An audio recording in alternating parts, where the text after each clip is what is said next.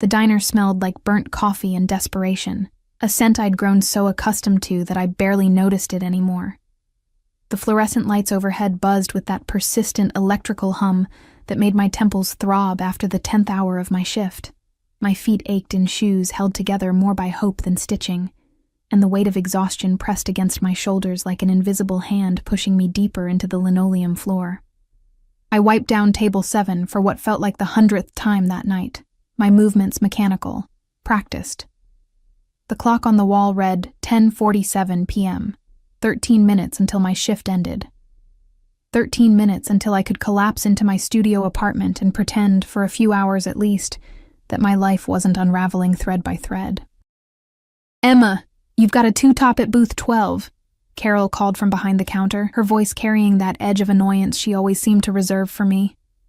As if my mere existence was an inconvenience to her perfectly mediocre Tuesday night. I wanted to remind her that my shift ended in 12 minutes now, but I'd learned months ago that speaking up only made things worse. So I grabbed my notepad, plastered on the smile I'd perfected through years of swallowing my pride, and turned toward booth 12. That's when I saw them. The boy couldn't have been more than 5 years old, small for his age, with dark curls that fell across his forehead and eyes that seemed far too serious for someone so young. He sat rigidly in the worn vinyl seat, his hands folded on the table in front of him, staring at the laminated menu with an intensity that made my chest tighten. Next to him sat a man who didn't belong here. Even in the harsh fluorescent lighting that made everyone look slightly ill, he possessed a presence that seemed to bend the air around him. He wore simple clothes, a plain black t-shirt and dark jeans. But there was something in the way he carried himself, in the sharp line of his jaw and the controlled stillness of his posture, that screamed danger. His hair was dark, touched with gray at the temples, and when he glanced up at my approach, his eyes were the color of smoke before a storm. Those eyes swept over me in a single, assessing glance that made me feel simultaneously invisible and completely exposed.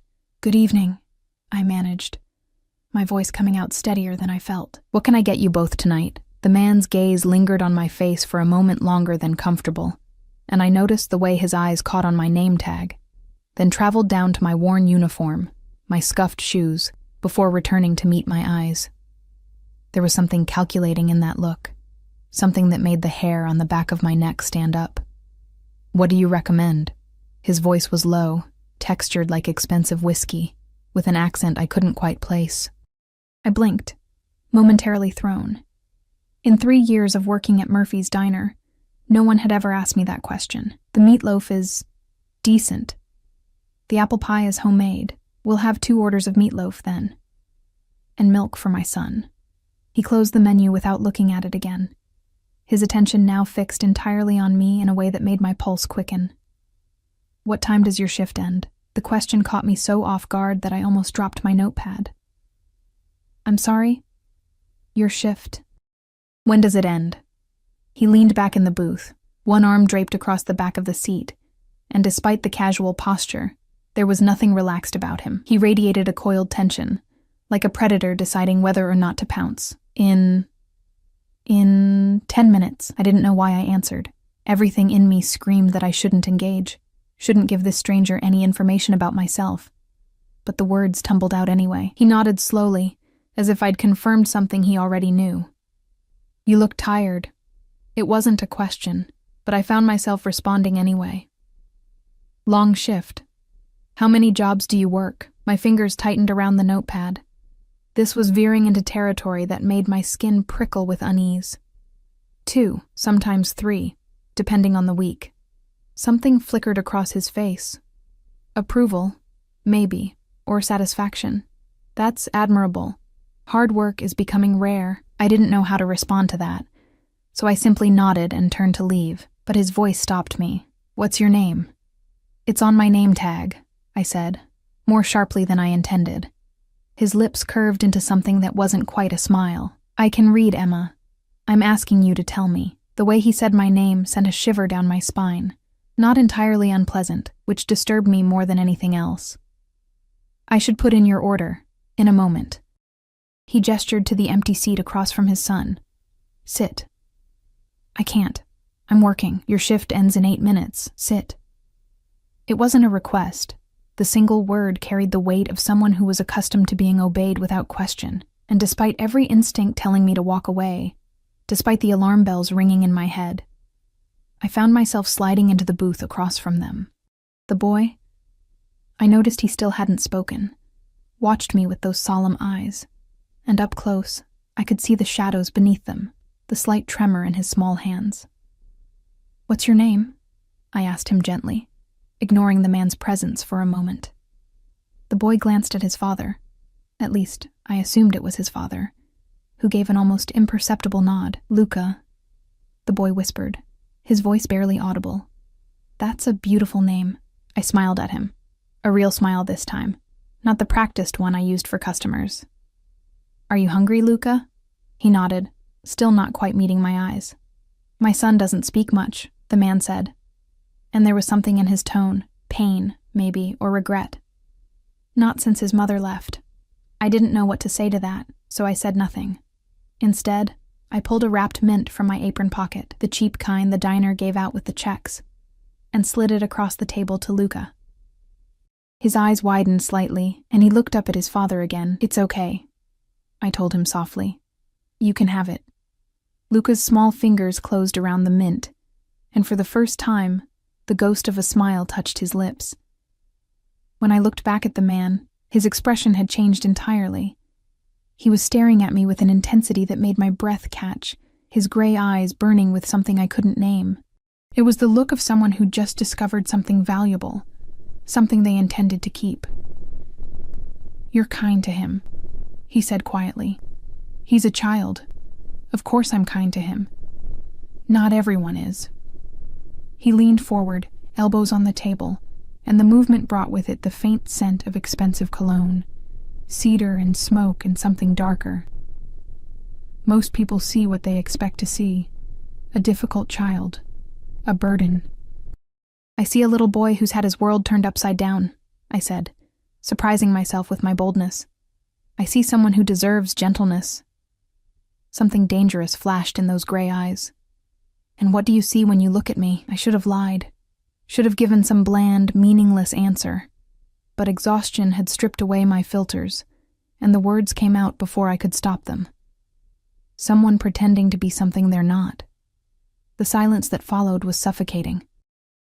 The man's expression didn't change, but the air around us seemed to thicken, charged with a tension that made my heart race. I'd crossed a line, said too much, seen too much. Then, impossibly, he smiled. A real smile this time, one that transformed his entire face and made him look younger, less dangerous, more human. "Perceptive," he murmured, "and foolish. Those two qualities don't often coexist well." Before I could respond, Carol's shrill voice cut through the moment. "Emma, your shift ended 3 minutes ago. Stop bothering the customers and get their order in." I stood quickly, my face burning with embarrassment. "I'll get your food right away." His hand shot out, catching my wrist in a grip that was firm, but not painful. The contact sent electricity racing up my arm, and I froze, staring down at where his fingers wrapped around my skin. "I'll wait for you," he said, his voice low enough that only I could hear. "After your shift, I'd like to talk." "I don't think that's a good idea. I'm not asking what you think. I'm telling you what's going to happen." He released my wrist, but the sensation of his touch lingered like a brand. "You're going to clock out, and we're going to have a conversation, a simple one. And if I refuse," that not-quite smile returned. "You won't." The confidence in his voice should have angered me, should have made me want to prove him wrong. But there was something magnetic about him. Something that drew me in even as every rational part of my brain screamed warnings. I pulled away and hurried to the kitchen, my hands shaking as I clipped the order to the wheel. My wrist still tingled where he'd touched me, and I rubbed at the spot absently, trying to erase the sensation. What was I doing? I didn't know this man. Didn't know anything about him except that he radiated danger and seemed to see through every defense I'd carefully constructed. I should leave through the back door, should go home and forget this entire encounter. But when I glanced back at booth 12, Luca was unwrapping the mint with careful, deliberate movements, and his father was watching me with those smoke-gray eyes, and I knew, with a certainty that terrified me that I wasn't going anywhere. When their food was ready, I delivered it with trembling hands. The man, I still didn't know his name, watched me set down the plates, his gaze never wavering. "Thank you," Luca whispered, and the sound of his small voice saying those words made my chest ache. "You're welcome, sweetheart." I turned to leave, but the man's voice stopped me once more. "Emma." I looked back. "Don't even think about running. It wasn't a threat. It was a promise." And as I walked back to the counter to clock out, my hands still shaking, I couldn't shake the feeling that my life had just irrevocably changed, and that the man in booth 12 had orchestrated the entire thing. I clocked out with fingers that refused to stay steady, watching the timestamp print across my card. 11:03 p.m. 3 minutes past the end of my shift. 3 minutes that Carol would probably dock from my next paycheck, because she was petty like that. But for once I couldn't bring myself to care about Carol's vindictiveness or the lost wages. The man in booth 12 had done something to me with that single conversation, cracked open something I'd kept carefully sealed for the past 2 years. Hope, maybe, or curiosity, or just the desperate, pathetic need to be seen by someone, anyone, as more than just invisible. I gathered my worn purse from my locker, avoiding my reflection in the small mirror taped inside the door. I knew what I'd see. Exhaustion carved into every line of my face, dark circles under my eyes, hair pulled back in a messy bun that had given up any pretense of neatness hours ago. I looked exactly like what I was. A 26-year-old woman drowning in debt and disappointment, working herself to death for pennies and stale coffee. When I pushed through the kitchen doors back into the main dining area, my breath caught. The diner was nearly empty now, just old Mr. Patterson hunched over his usual cup of decaf in the corner and a trucker I didn't recognize at the counter.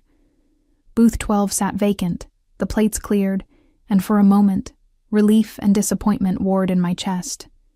He'd left. Of course he'd left.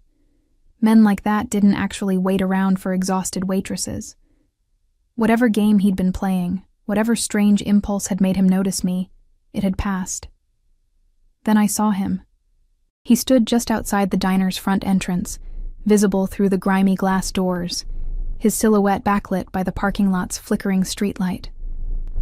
Luca stood beside him, his small hand enveloped in his father's much larger one, and even from this distance, I could see the way the boy leaned against the man's leg, seeking comfort or safety or both. My feet carried me forward before my brain could catch up, pushing through the doors into the cool October night. The air smelled like rain and asphalt, and the wind immediately found every gap in my thin jacket, making me shiver. The man turned at the sound of the door, and in the amber glow of the streetlight, he looked even more dangerous than he had inside. Shadows played across the sharp angles of his face, and his eyes seemed to glow with an inner fire that made my pulse quicken. "I wasn't sure you'd come," he said, though his tone suggested he'd been absolutely certain I would. I almost didn't. I wrapped my arms around myself, suddenly hyper-aware of how vulnerable I was, alone in a parking lot with a strange man and his son, with only Mr. Patterson and a trucker who wouldn't hear me scream from inside. "I don't even know your name." "Marco." He said it simply, as if the name should mean something to me. When my expression remained blank, something flickered across his face, satisfaction maybe. "And you're Emma Sullivan, 26 years old. You work 3 jobs, this diner, a cleaning service on weekends, and occasional shifts at the grocery store on 5th Street. You live alone in a studio apartment on the East Side. You have student loans you'll never be able to repay from a degree you never finished. You have no family, no close friends, no one who would notice if you disappeared." The blood drained from my face. "How do you know all that?" He took a step closer, and I fought the urge to retreat. "I make it my business to know things, Emma. Especially about people who interest me. I'm calling the police." My hand fumbled for my phone, but it was dead. Had been dead since this afternoon when I couldn't afford to stop and charge it between shifts. "No, you're not." His voice remained calm, almost gentle. "Because if you were truly afraid of me, you would have run the moment you saw me waiting. But you didn't. You walked out here, and you're still standing here, because some part of you recognizes what this is." "And what is this?" My voice came out as barely a whisper. An opportunity. He gestured toward the parking lot, and for the first time, I noticed the car parked in the shadows. A black sedan that looked expensive even in the darkness, its windows tinted so dark they seemed to absorb light. Get in the car, Emma. We need to talk, and not here. You're insane if you think I'm getting in a car with a stranger who just admitted to stalking me. I haven't been stalking you. I had you investigated. There's a difference. He said it so matter-of-factly that I almost laughed. A hysterical bubble of sound that died in my throat. And I'm not a stranger anymore. I'm Marco Valente, and I have a proposition for you. The name meant nothing to me, but the way he said it, with absolute confidence that it should, made my skin prickle. I'm not interested in any proposition from someone who invades people's privacy. Not even one that would solve all your financial problems, clear your debts, give you the security you've been desperately trying to find through 3 minimum wage jobs. His eyes locked onto mine, and I felt pinned beneath that stare, unable to look away. Not even one that would change your entire life? I wanted to say no, wanted to turn around and walk away from whatever dangerous game this was. But my rent was 3 weeks overdue. My electricity would be shut off next Tuesday if I didn't make a payment, and I'd been eating ramen and stale diner food for so long that I'd forgotten what a real meal tasted like. What kind of proposition? The words felt like a betrayal of my own common sense. Marco's lips curved into that dangerous, almost smile. The kind we discuss somewhere private. The kind that requires trust, which I understand I'm asking a lot of. But look at my son. Emma, I did. Luca stood silently beside his father, his eyes heavy with exhaustion, his small body swaying slightly as he fought sleep, and despite everything, despite the fear and the alarm bells, and the absolute insanity of this situation, my heart ached for this child who'd been dragged out so late, who looked at the world with such wariness. He needs someone, Marco said quietly, and for the first time, I heard genuine emotion beneath his controlled exterior. Someone who sees him the way you did tonight. Someone who doesn't look at him like he's broken. What happened to his mother? I asked, even though I knew I shouldn't engage, shouldn't let myself be drawn further into whatever web he was spinning. She chose her own interests over her son's well-being. She chose to betray everything she claimed to hold sacred. The words were clipped, hard with barely contained rage. And when she left, she took something from Luca that I can't give back. She took his ability to trust, his innocence, his voice. I looked at Luca again, really looked at him, and saw past the expensive clothes that Marco had dressed him in to play poor. Saw past the carefully neutral expression. I saw trauma. I saw a child who'd learned too young that the world could hurt him, that the people who were supposed to protect him could wound him most deeply, and despite every rational thought screaming at me to walk away, I heard myself say, 20 minutes. You get 20 minutes to explain, and then I'm leaving. And it has to be somewhere public. Marco's smile widened, genuine this time. There's a cafe 3 blocks from here. Canto's, still open. We'll take separate cars if it makes you feel safer. I don't have a car. Then you'll ride with us. But I'll give you my phone. You can hold on to it. Call anyone you want. Record the entire conversation if it makes you feel better. He pulled out an expensive-looking smartphone and held it out to me. I'm not trying to hurt you, Emma. I'm trying to help us both. I took the phone with shaking hands, its weight unfamiliar and foreign. People like me didn't have phones like this. Phones that probably cost more than 3 months of my rent. Why me? There are thousands of women in this city. Why would you choose someone like me? Because someone like you is exactly what Luca needs. Someone who knows what it means to struggle, to survive, to keep going even when everything is falling apart. His voice dropped lower, more intimate. Someone who hasn't been corrupted by money or power. Someone real. The irony of him saying that while admitting he'd been pretending to be poor wasn't lost on me. But I was too tired and too curious and too desperate to point it out. We walked to the car in silence, Luca's hand still firmly clasped in his father's. Up close, I could see that the sedan was even more impressive than I'd thought. Some luxury brand I didn't recognize, with chrome details that caught the streetlight and gleamed like silver. Marco opened the back door, and I glimpsed leather seats, Dark wood trim, an interior that smelled like money and power. "I'll sit in back with you," Marco said, helping Luca climb in first. "So you don't feel trapped." I slid in beside Luca, hyper-aware of the enclosed space. The way the doors closed with a heavy, final thunk that sounded like a bank vault ceiling. Marco settled in on Luca's other side. And that's when I noticed the driver for the first time. A broad-shouldered man in a dark suit, who hadn't been visible through the tinted windows. The driver pulled smoothly out of the parking lot without a word, without even glancing back at us, and I realized with a cold jolt of understanding that this was planned. All of it. Marco hadn't just happened to come to the diner tonight. This was calculated, orchestrated, a trap I'd walked into with my eyes wide open. "You're afraid," Marco observed, his voice neutral. "Your pulse is racing. You're gripping my phone so hard your knuckles are white. You just made me realize this was all a setup, that you targeted me specifically, that nothing about tonight was coincidence." I forced myself to meet his eyes, to not show him how terrified I really was. "So yes, I'm afraid. Any sane person would be. Fear and sanity often go hand in hand." His gaze flickered to Luca, who was already fighting sleep, his head nodding forward. "But so do opportunity and risk. The question is whether you're brave enough to take the risk for the potential reward. You haven't told me what the reward is yet, or what you want from me. Patience, Emma. We're almost there." The cafe, when we arrived, was nothing like I expected. Cantos occupied the ground floor of what looked like a renovated warehouse, all exposed brick and dim lighting and the rich smell of espresso and fresh pastries. At 11:30 at night, it should have been closed, but the lights were on, and I could see a barista behind the counter, moving with the practiced efficiency of someone who'd been waiting for us. Another setup, another piece of the puzzle clicking into place. Marco lifted Luca from the car.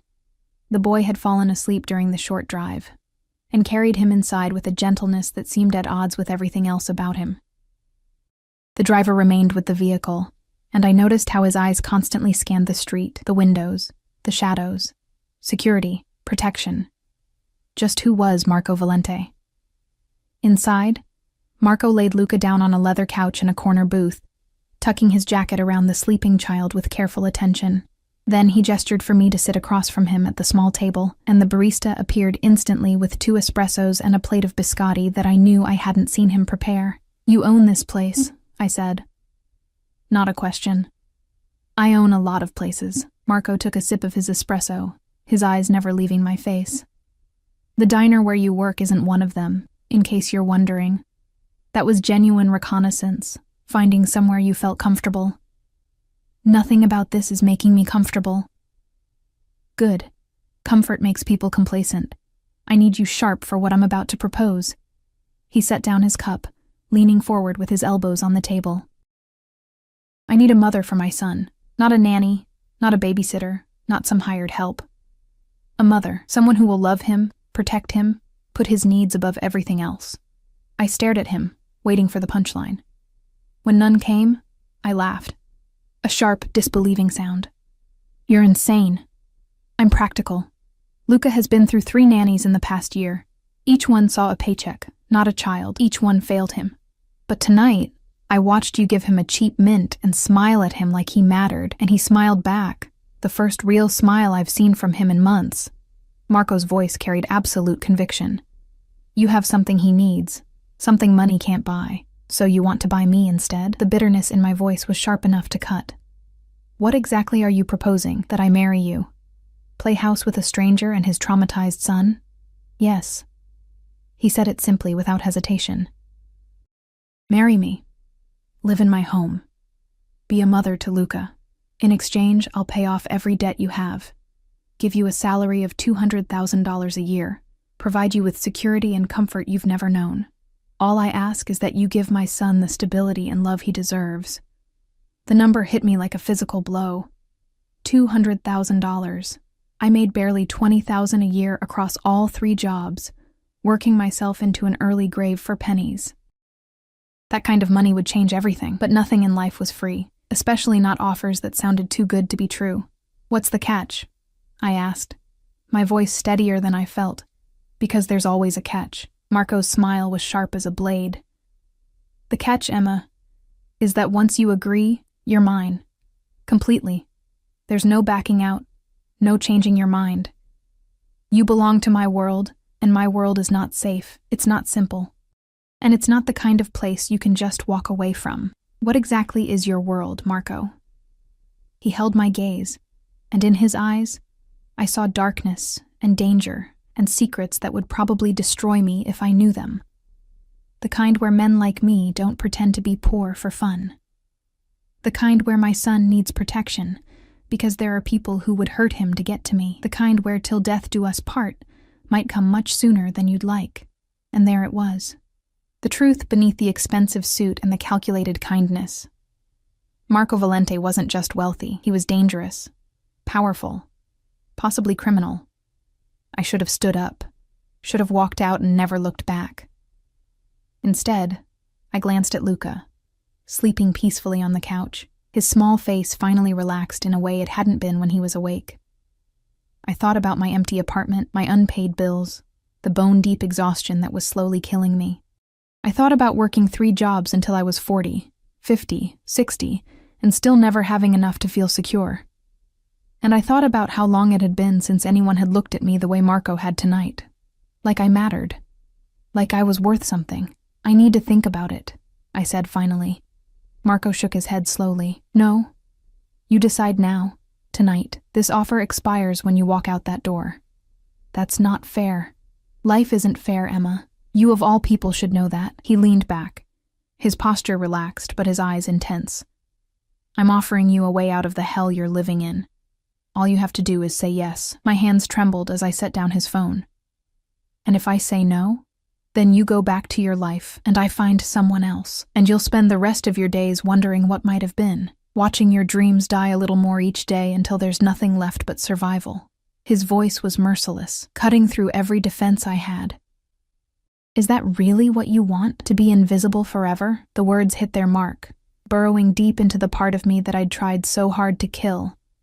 The part that still dreamed of something more, something better. The part that was screaming at me to take the risk, to leap into the unknown, to believe that maybe, just maybe, this was the escape I'd been praying for. If I say yes, I whispered, what happens next? Marco's smile was triumphant. We get married within the week. You move into my home. You become Luca's mother in every way that matters. And you never work another minimum wage job again. And you? What do you get out of this besides a mother for your son? His eyes darkened with something that made heat pool in my stomach. That remains to be seen, doesn't it? The answer should have terrified me. Instead, it sent a thrill of something dangerous racing through my veins. Anticipation mixed with fear. Desire mixed with dread. I looked at Luca one more time. At this broken little boy who needed someone to see him, to care for him, to give him back some small piece of what had been stolen from him. And then I looked at Marco, at this dangerous, powerful man, who had orchestrated this entire meeting, who had researched me and targeted me, and was now offering me a devil's bargain wrapped in temptation. Yes, I heard myself say, the word barely a breath, I'll do it. Marco's smile was pure satisfaction, dark and possessive. Excellent. Then let's discuss the terms of your surrender. The word surrender echoed in my mind as Marco pulled out a leather portfolio from seemingly nowhere, though I suspected the ever-watchful barista had delivered it while I'd been staring at Luca. Inside were documents, crisp and official-looking, with letterhead that probably cost more than my monthly rent. A prenuptial agreement, Marco explained, sliding the papers across the table. Standard protection for both parties. You'll have your own lawyer review it, of course. I don't have a lawyer. You do now. Her name is Patricia Mendez, one of the best family law attorneys in the city. She'll be at your apartment tomorrow at 9 a.m. He said it with such casual certainty that I realized objecting would be pointless. Marco had already planned every step of this, probably weeks in advance. I scanned the documents, but the legal jargon blurred together. Words like irrevocable and binding and forfeit jumped out at me, making my chest tight. I can't understand any of this. That's what Patricia is for, but I'll give you the summary. Marco leaned forward, his fingers steepled under his chin. You agree to be Luca's mother, attending to his emotional, educational, and physical needs. You'll live in my home, appear at my side when required for social obligations, and maintain the appearance of a legitimate marriage. In exchange, all your current debts will be cleared within 48 hours. You'll receive a salary deposited monthly into an account in your name. After 1 year, if you've fulfilled your obligations, you'll receive a bonus of $500,000. The number made my head spin, and if I want to leave before the year? Something dangerous flashed in his eyes. You won't. But if I do, then you forfeit everything, the salary, the bonus, all of it, and you'll find that your debts have mysteriously reappeared, along with some new complications. His voice remained calm, almost pleasant, but the threat beneath was unmistakable. I'm not a man who tolerates betrayal, Emma. Ask Luca's mother about that, if you can find her. The implication sent ice through my veins. What did you do to her? Nothing she didn't bring upon herself. She stole from me. Money, yes. But more importantly, time with my son during his formative years. She introduced him to a man who hurt him in ways I'm still discovering. His jaw clenched, and I saw the first crack in his controlled facade. She's alive, if that's what you're asking. Alive and living very far away from here, under circumstances that ensure she'll never come near Luca again. I should have pressed for details, should have demanded to know exactly what kind of man I was agreeing to tie myself to. But some instinct for self-preservation kept my mouth shut. There's something else, Marco continued, pulling out another document. A non-disclosure agreement. What you see, what you hear, what you learn about me and my business, it all stays confidential. Forever. Violating this agreement has consequences I'd prefer not to detail. Your business, I repeated slowly.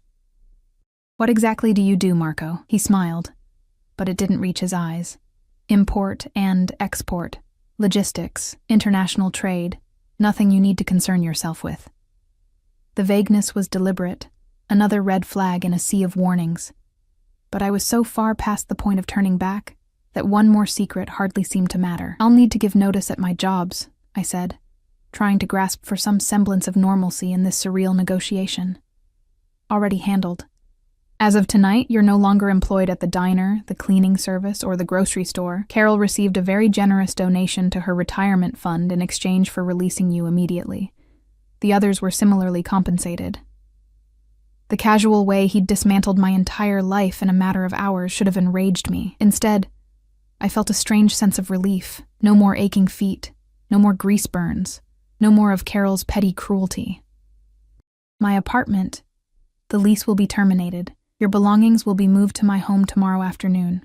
You'll stay tonight in a hotel, the Peninsula Presidential Suite.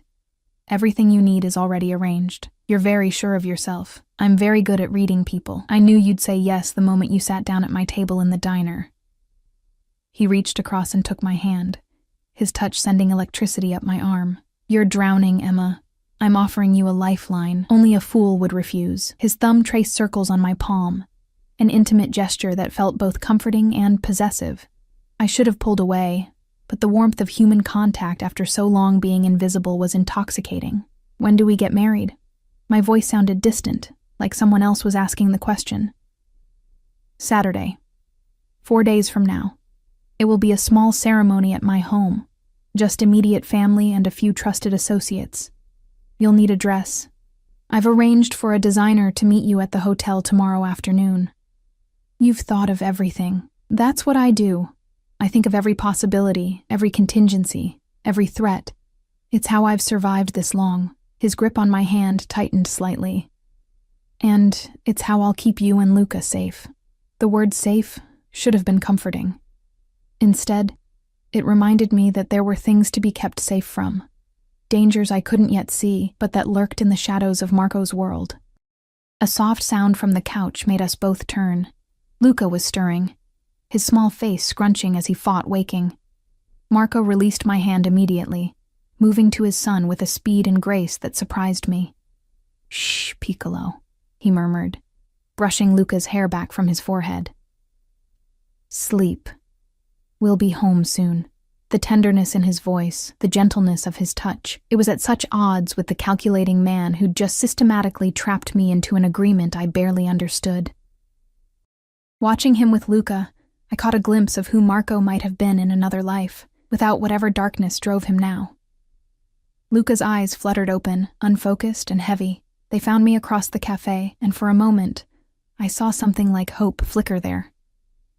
"Emma," he whispered, my name barely audible. My heart clenched. "I'm here, sweetheart. Are you coming home with us?" The question hung in the air, weighted with more meaning than a 5-year-old should be able to convey. Marco's eyes locked onto mine over his son's head, challenging me, daring me to disappoint the child. "Yes," I said softly, sealing my fate with that single word. "I'm coming home with you." Luca's smile was pure sunshine breaking through storm clouds, and in that moment, I knew I was lost. Whatever else Marco had planned, whatever dangers lurked in his world, I couldn't walk away from that smile. "We should go," Marco said, lifting Luca easily into his arms. "It's late, and tomorrow will be demanding." The ride to the hotel passed in a blur. Luca fell asleep again almost immediately, his head resting against his father's shoulder, and I stared out the tinted windows at the city lights streaking by. My city, except it didn't feel like mine anymore. It felt like I was seeing it through new eyes, from the other side of an invisible barrier that separated people like Marco from people like who I used to be. The peninsula loomed ahead, all glass and steel and old money elegance. A valet appeared before the car even fully stopped, opening my door with practiced efficiency. Marco emerged from the other side, Luca still cradled against his chest, and handed off his keys without a word. Inside, the lobby was hushed and opulent, all marble and crystal and flowers that probably cost more than my weekly grocery budget. The desk clerk took one look at Marco and immediately straightened, recognition and something like fear flashing across his face. "Mr. Valente, your suite is ready. Is there anything else you require?" "Privacy," Marco said simply, and the clerk paled slightly before nodding. We took a private elevator to the top floor, the silence broken only by the soft sound of Luca's breathing. When the doors opened, they revealed a hallway with only 2 doors, both leading to presidential suites, I assumed. Marco led me to the left door, which opened at his touch. Pre-programmed, like everything else in this orchestrated seduction. Inside, the suite was breathtaking, floor-to-ceiling windows overlooking the city, furniture that looked like it belonged in a museum, a bedroom visible through French doors that probably had a bed bigger than my entire studio apartment. "The bedroom is through there," Marco said, gesturing. "Everything you need is in the closet and bathroom. Clothes, toiletries, anything Patricia or the designer might require tomorrow. Room service is available 24 hours. Order whatever you want." "You're not staying?" The question escaped before I could stop it, and I immediately regretted the note of something almost like disappointment in my voice. His smile was knowing. "Not tonight. We're not married yet, and despite what you might think of me, I have certain standards. Besides, Luca needs to be home in his own bed." He shifted his son's weight slightly, and Luca mumbled something in his sleep. "But make no mistake, Emma, after Saturday, you belong to me. Completely." The possessiveness in his voice should have frightened me. Instead, it sent heat coursing through my body, pooling low in my belly. What was wrong with me? Why did his dominance, his control, make my pulse race instead of sending me running? "I'll send a car for you at 8:30 tomorrow," Marco continued. "Patricia will be here at 9, the designer at 2. Someone will bring lunch. You won't be alone or unattended." "I'm a prisoner then. You're protected. There's a difference." He moved closer, and despite Luca sleeping between us, the air grew thick with tension. "People in my world, once they know about you, might try to use you to get to me. Until our marriage is public knowledge, you're vulnerable. After Saturday, you'll wear my ring and carry my name, and that will be protection enough." "Protection from what?" "From people who think they can take what's mine." His free hand came up to cup my cheek, his thumb tracing my lower lip. "Sleep well, Emma. Tomorrow your new life begins." He was gone before I could respond, the door clicking shut behind him with a finality that made my breath catch. I stood alone in the suite, surrounded by luxury I'd never imagined, and the reality of what I'd just agreed to crashed over me like a wave. I'd sold myself. Not in the traditional sense, maybe, but sold nonetheless. my freedom, my autonomy, my entire future, all signed over to a dangerous man I didn't know for the sake of financial security and a little boy's smile. And the most terrifying part, I didn't regret it. Not yet. Maybe not ever. I moved to the bedroom in a daze, finding the closet exactly as Marco had promised. Full of clothes in my size, from casual wear to elegant dresses I'd never have occasion to wear in my old life. The bathroom held luxury products, makeup, even a silk robe hanging on the door.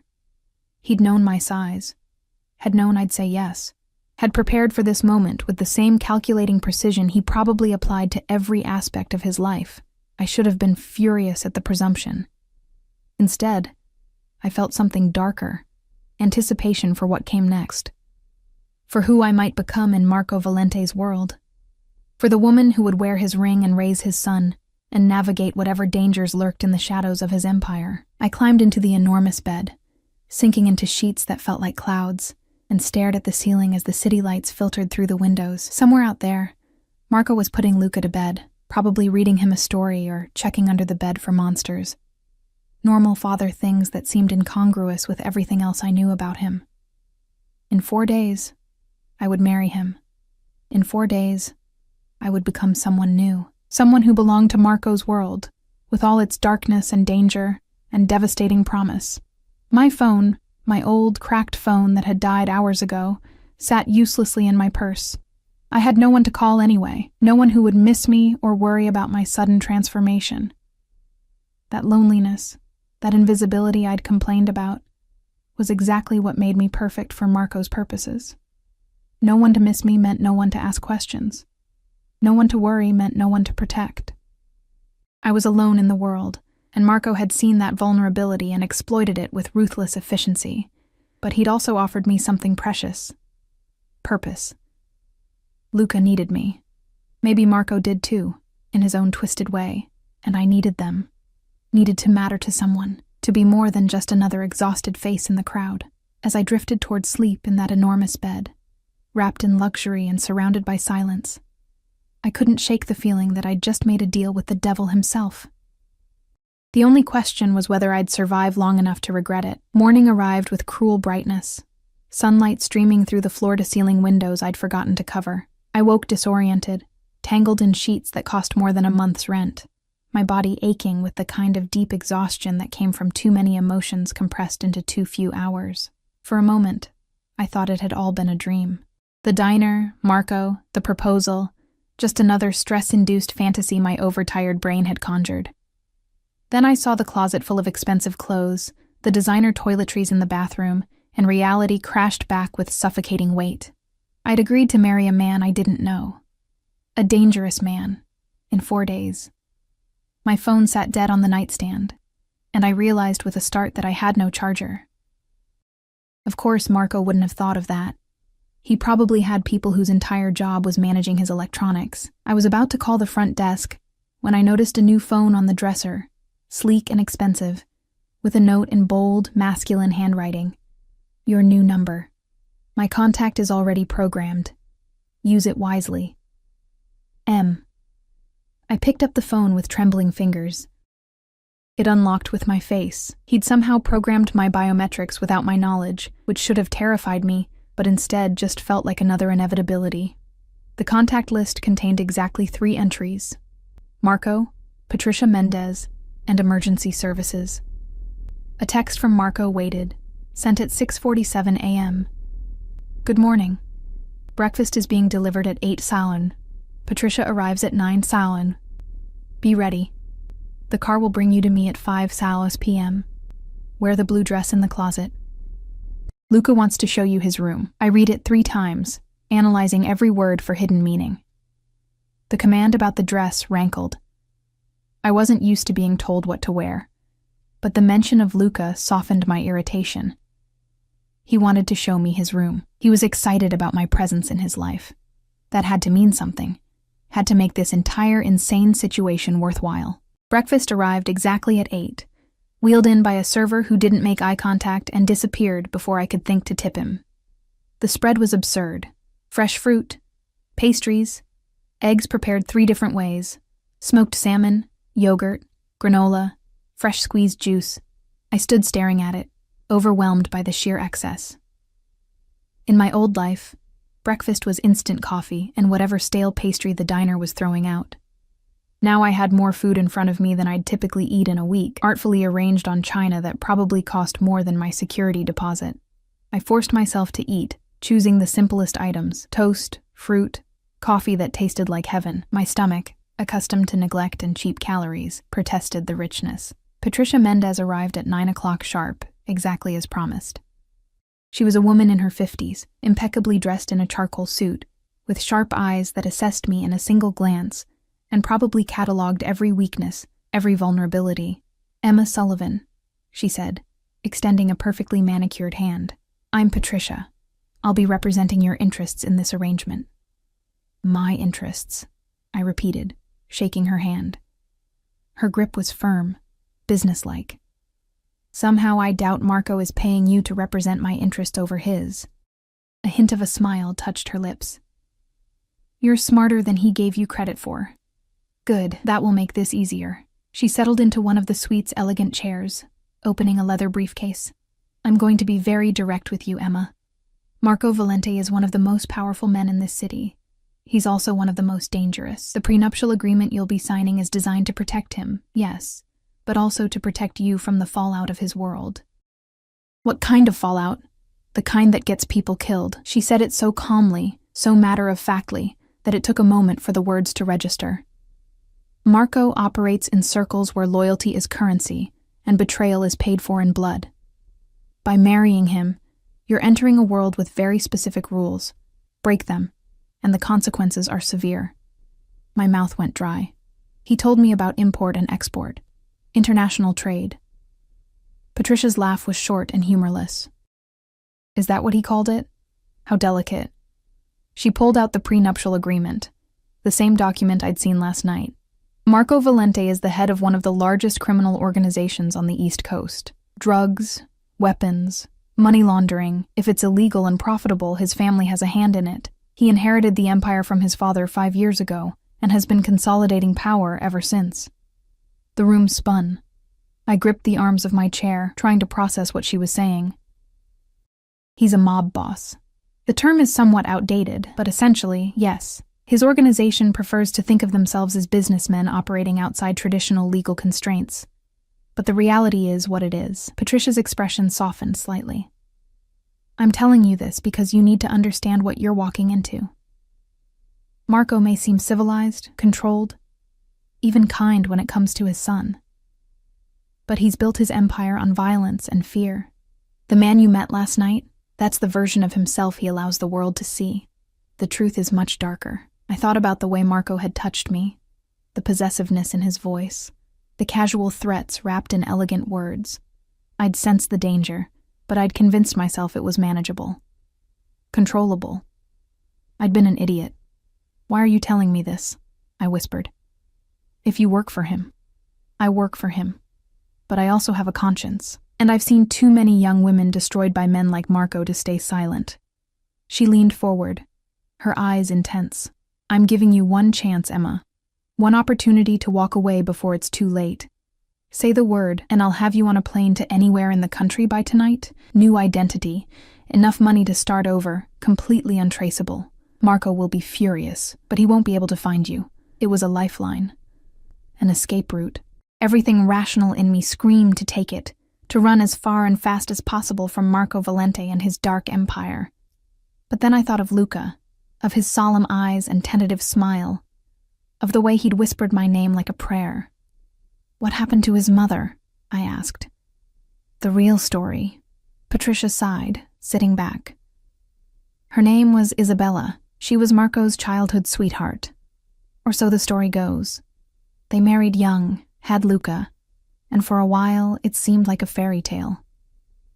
But Isabella was ambitious. She wanted more than being a mob wife. She started skimming money from Marco's operations, planning to disappear with her lover, a man named Raphael who worked for a rival family.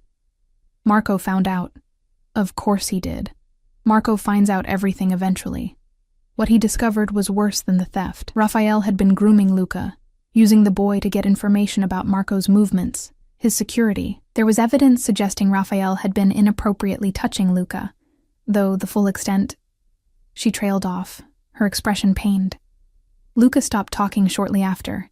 He hasn't spoken more than a few words to anyone except Marco since. Nausea rose in my throat. What did Marco do? Raphael disappeared. Completely. No body was ever found, but no one doubts he's dead. Isabella was given a choice: leave the country and never contact Luca again, or face the same fate as her lover. She chose survival. She's somewhere in South America now, living under an assumed name with a monthly allowance that ensures her silence. The brutality of it should have horrified me. And it did. But it was also justice of a sort, protection of a child from monsters. The legal system might have failed Luca, but Marco's brand of justice hadn't. Luca needs help, I said quietly. Professional help. Therapy. He's been seeing 3 different specialists. None of them have made any progress. He doesn't trust them. Doesn't feel safe enough to open up. Patricia watched me carefully. But last night, Marco called me at midnight, something he never does unless it's an emergency. He told me Luca smiled, really smiled, for the first time in almost a year. Because of you. Tears pricked my eyes. I just gave him a mint. I was kind to him. Sometimes kindness is the most radical thing we can offer someone who's been hurt. Luca sees something in you, Emma. Something he needs. The question is whether you're willing to give it to him, knowing what it will cost you. I looked out the window at the city below, at all those people going about their normal lives, unaware of the dark currents that flowed beneath the surface. I'd been one of them just yesterday, invisible, struggling, but free. Choosing Marco meant giving up that freedom, stepping into a world of danger and darkness. But it also meant saving a little boy who desperately needed someone to love him, someone to see him, someone to help him find his voice again. I'm staying, I said firmly. Whatever the risks, whatever the cost, Luca needs me. I can't walk away from that.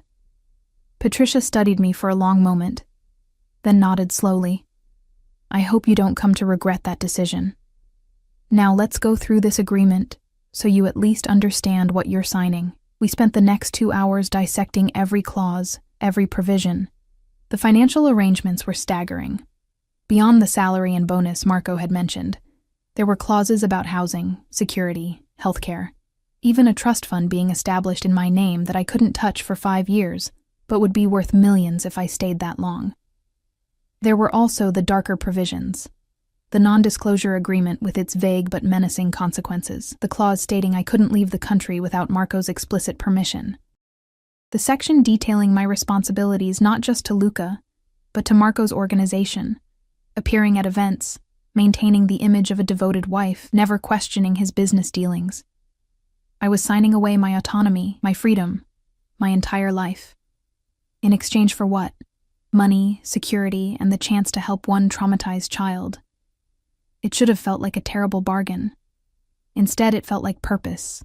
By the time Patricia left at noon, my head was spinning with legal terminology and implications.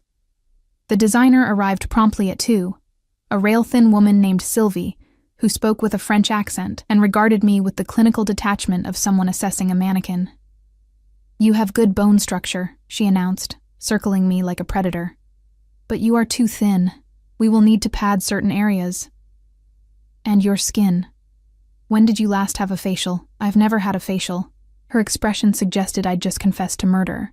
Unacceptable. Marco wants you perfect for Saturday. We have much work to do. The next 3 hours were a blur of measurements, fabric samples, and Sylvie's increasingly creative French cursing as she tried to find styles that would transform me from exhausted waitress to society wife. By the time she left, I had a wedding dress being custom-made and an entire wardrobe planned for the next 6 months. I'd also been scheduled for a facial, a massage, a manicure, a pedicure, and something Sylvie called a full body polish that sounded both expensive and vaguely threatening. At exactly 5 o'clock, my new phone buzzed with a text from Marco. The car is waiting. Don't keep us waiting. I found the blue dress he'd mentioned, a simple but elegant sheath that hugged my curves and fell just above my knees. It fit perfectly, of course, Everything in this new life of mine fit perfectly, because Marco had planned it that way. The same driver from last night waited by the black sedan, opening the door with a small nod.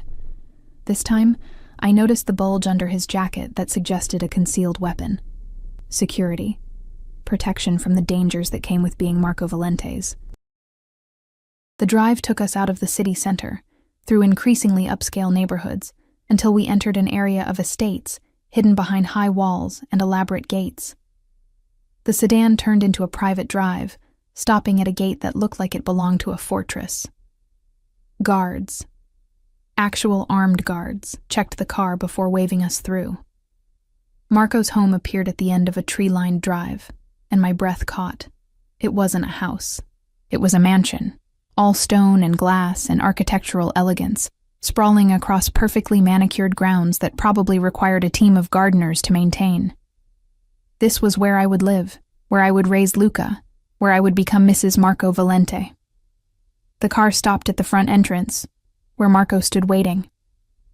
He wore dark slacks and a white shirt rolled to his elbows, looking somehow both casual and impossibly elegant. But it was Luca beside him who captured my attention, bouncing slightly on his toes, his eyes bright with excitement.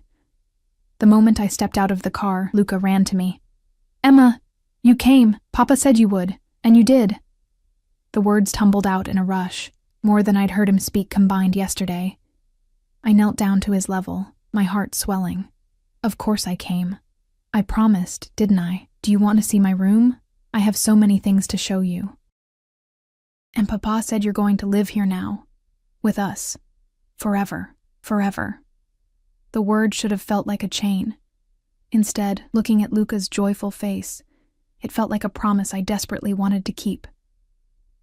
I looked up at Marco, who watched us with an expression I couldn't quite read. Satisfaction, certainly, possessiveness, but also something warmer, something almost like relief. "Welcome home, Emma," he said softly. "Welcome to your new life." Luca's hand fit perfectly in mine as he pulled me through the front entrance, chattering about his toys, his books, his new bicycle. The transformation from the silent, withdrawn child of last night was so complete that I had to blink back tears.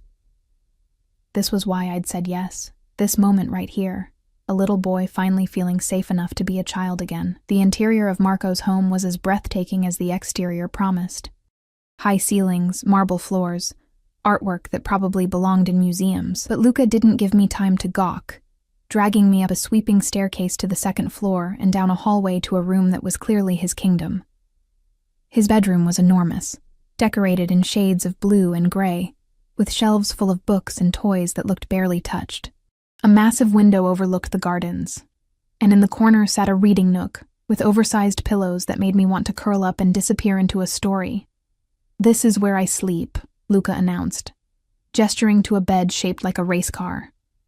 "And this is where I keep my favorite books. Papa reads to me every night before bed. Will you read to me too?" "I'd love to," I said, meaning it completely. "And this..." He pulled me toward a shelf displaying intricate Lego constructions. "This is the castle I built with Papa. It took us 3 whole days. And this is the spaceship. And this is... Luca." Marco's voice came from the doorway, gentle but firm. "Let Emma breathe. She just got here." But I didn't want him to stop. I wanted to hear about every toy, every book, every small detail of his life. I wanted to memorize the sound of his voice, so different from the whispered fragments of yesterday. "It's okay," I assured Marco. "I want to see everything."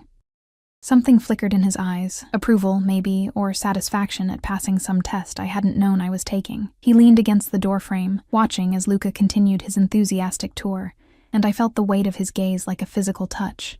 After Luca showed me his closet full of clothes organized by color.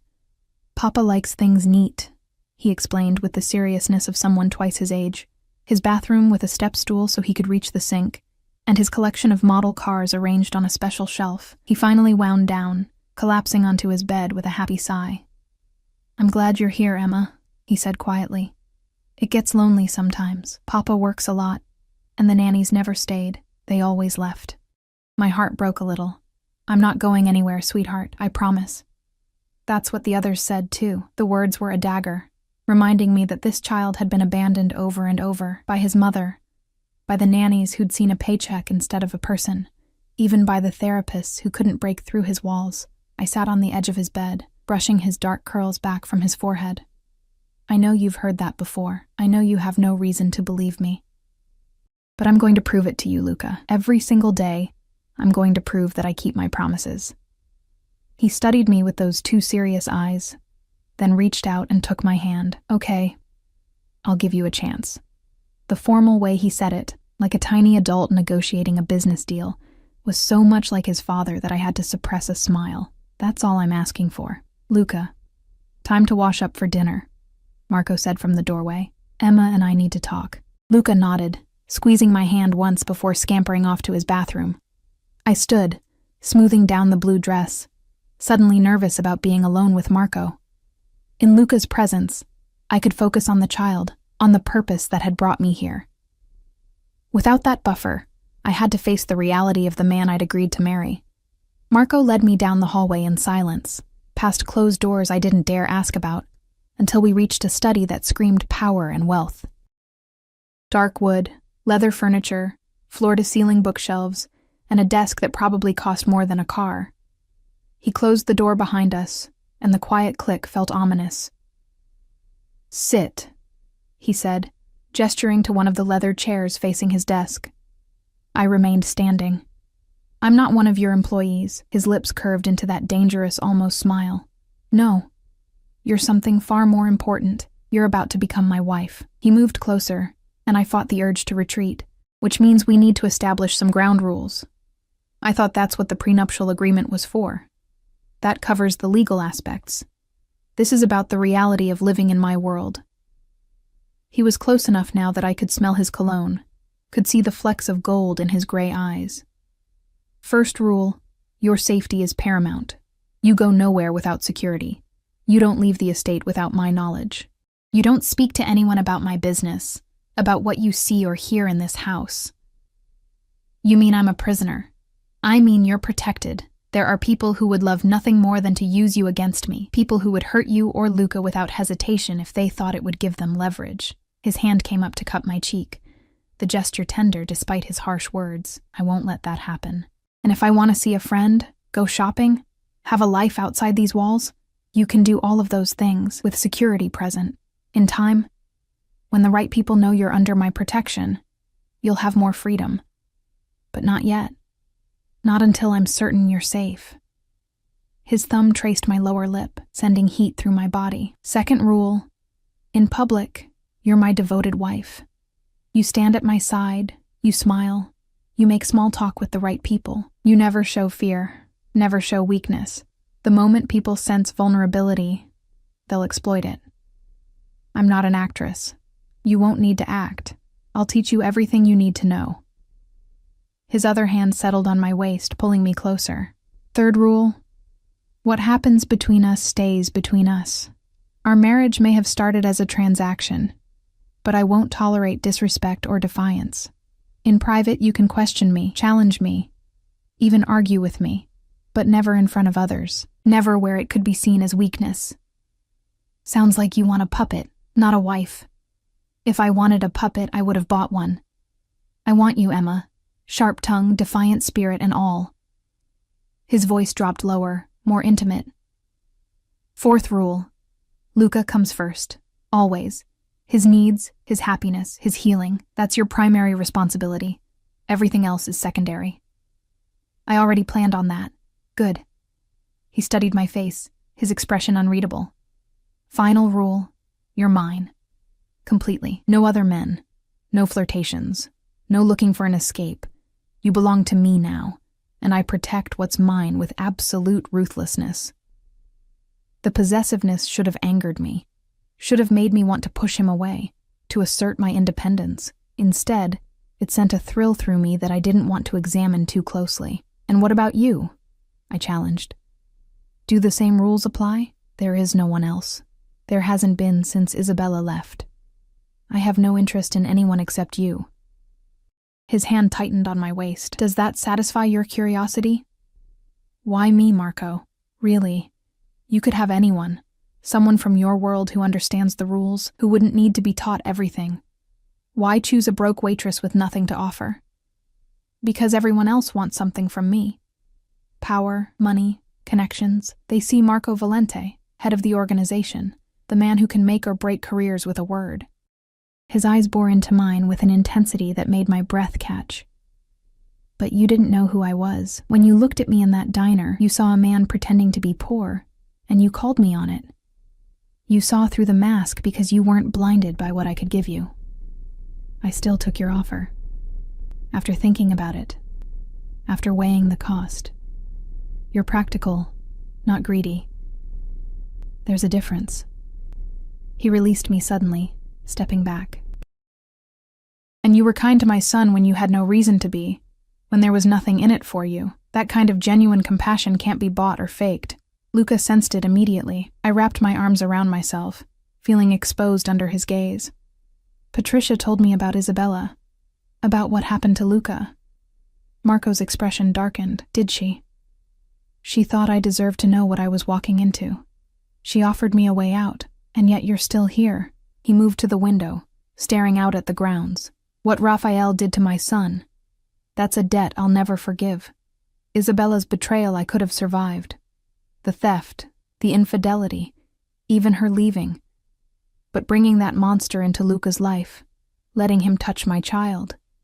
His hands clenched into fists. Some sins are unforgivable. Is he really dead? Do you want the truth, or the comfortable lie?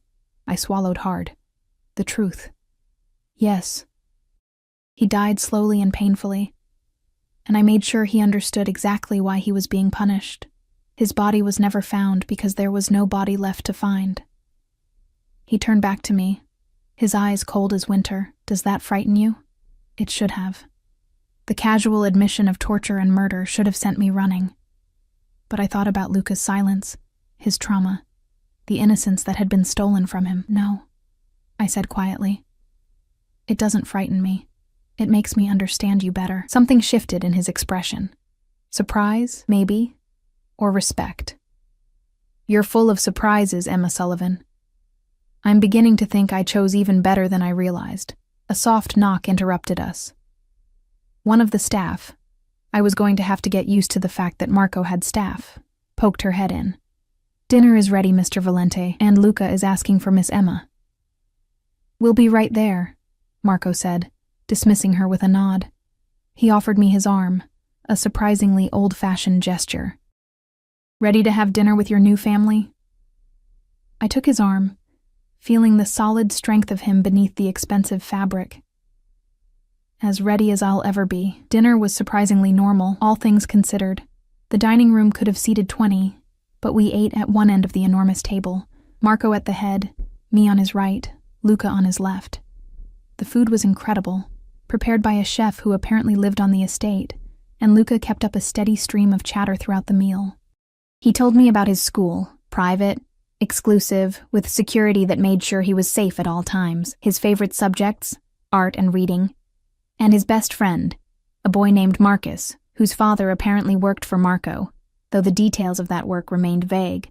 Marco watched us both, contributing occasionally but mostly content to let Luca dominate the conversation, and I realized, watching them together, that despite everything, the violence, the darkness, the criminal empire, Marco was a good father, attentive, patient, genuinely invested in his son's happiness. After dinner, Marco carried a sleepy Luca upstairs for his bedtime routine. I followed, uncertain whether I was invited but unable to stay away. In Luca's room, I watched as Marco helped him into pajamas, brushed his teeth, tucked him into the race car bed with a gentleness that made my chest ache. "Will you read to me?" Luca asked, looking at me with hopeful eyes. "Papa always reads to me, but maybe tonight you could?" I glanced at Marco, who nodded. "Choose a book, Piccolo. Something not too long. It's already past your bedtime." Luca selected a story about a brave mouse on an adventure, and I settled on the edge of his bed, reading in the soft lamplight while Marco stood in the doorway, watching. By the time the mouse had found his way home, Luca's eyes were drooping closed. "Good night, sweetheart," I whispered, pressing a kiss to his forehead. "Good night, Mama," he murmured, already half asleep. The word hit me like lightning. Mama. He'd called me Mama. I looked up at Marco, tears blurring my vision, and saw an answering emotion in his eyes. Satisfaction, yes, but also something deeper, something almost like gratitude. He followed me out of Luca's room, closing the door quietly behind us. In the hallway, he caught my hand, pulling me to face him. "He's never called anyone that before," Marco said quietly. "Not even Isabella before she left. You've given him something I couldn't buy, couldn't force, couldn't make happen through sheer will. You've given him hope. He's an easy child to love," I said, my voice thick with emotion. "And what about his father?" Marco's hand came up to cup my cheek, his touch gentle despite the intensity in his eyes. "Will he be as easy to love?" The question hung between us, weighted with implications I wasn't ready to examine. "I don't know yet. Ask me again after Saturday." His smile was slow, dangerous, full of dark promise. "After Saturday, you'll be mine in every way that matters. I think you'll find I can be very persuasive when I want something." "Is that a threat?" "It's a guarantee." He leaned in, his lips brushing my ear. "Sleep well, Emma. Your room is at the end of the hall, the suite next to mine. Everything you need is already there. Tomorrow we have much to prepare." He released me and walked away, leaving me trembling in the hallway, my heart racing and my body aching with a want I didn't fully understand. The next 3 days passed in a blur of preparation. Sylvie returned with an army of beauticians who plucked, polished, and pampered until I barely recognized myself. Patricia guided me through the final paperwork, her expression a mixture of concern and resignation. And Marco was everywhere and nowhere, appearing at unexpected moments to check on my progress, to ask if I needed anything, to remind me with a look or a touch that I belonged to him now. Luca was my constant companion when he wasn't at school, showing me every corner of the estate, introducing me to the staff, teaching me the routines that would become my new life. And every night, I read to him at bedtime, and every night he called me Mama, and every night my heart broke and healed a little more. Saturday arrived with crisp autumn sunshine. In my suite, surrounded by stylists and assistants, I was transformed into someone unrecognizable. The wedding dress Sylvie had created was a masterpiece. Simple, elegant, with a neckline that was modest but alluring, and a skirt that moved like water. My hair was styled in soft waves, my makeup subtle but perfect, and when I looked in the mirror, I saw a woman who belonged in Marco's world. I saw Mrs. Marco Valente. The ceremony took place in the estate's garden, under an arch covered in white roses. There were perhaps 20 guests, men in expensive suits who radiated danger, women who assessed me with calculating eyes, all of them part of Marco's organization in one way or another, but I only saw Marco. He stood at the altar in a black suit that fit him like sin, his gray eyes locked on me as I walked down the aisle alone. No father to give me away, no family to witness this moment. Just me, taking step after step toward a future I couldn't predict. When I reached him, he took my hands in his, and I felt the tremor in his fingers. The only sign that he was affected by this moment as much as I was. The officiant spoke words about love and commitment and forever, but I barely heard them. I was too focused on Marco's face, on the intensity in his eyes, on the way his thumb traced circles on my palm. "Do you, Emma Sullivan, take Marco Valente to be your lawfully wedded husband?" This was it. My last chance to run, to refuse, to choose a different path. I looked past Marco to where Luca stood, dressed in a tiny suit, holding the rings on a small pillow. He was grinning at me, bouncing on his toes with barely contained excitement. "I do," I said clearly, firmly. "And do you, Marco Valente, take Emma Sullivan to be your lawfully wedded wife?" "I do." He said it like a vow, like a promise, like a threat. "Then, by the power vested in me, I now pronounce you husband and wife. You may kiss your bride." Marco pulled me close, one hand cupping the back of my head, the other spanning my waist. And then he kissed me, not the polite, chaste kiss I expected, but something deeper, more possessive, acclaiming in front of everyone who mattered in his world. When he finally released me, I was breathless and dizzy, and the applause from the guests sounded distant and dreamlike. Mine. he whispered against my lips, now and forever. The reception passed in a haze. I smiled and made small talk, and played the role of devoted wife, while Marco's hand remained possessively on my lower back. People congratulated us, though their eyes held calculations about what my presence meant for the organization's dynamics.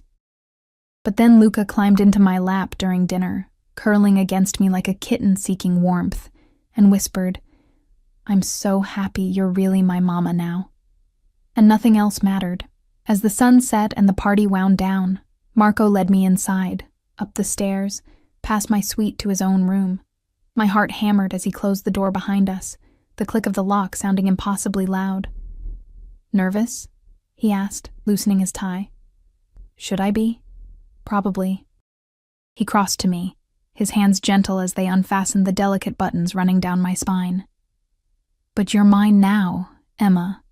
My wife, my son's mother.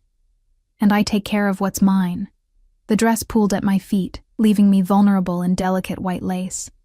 Marco's eyes darkened as they traveled over me, and I felt the heat of his gaze like a physical touch. "Beautiful," he murmured.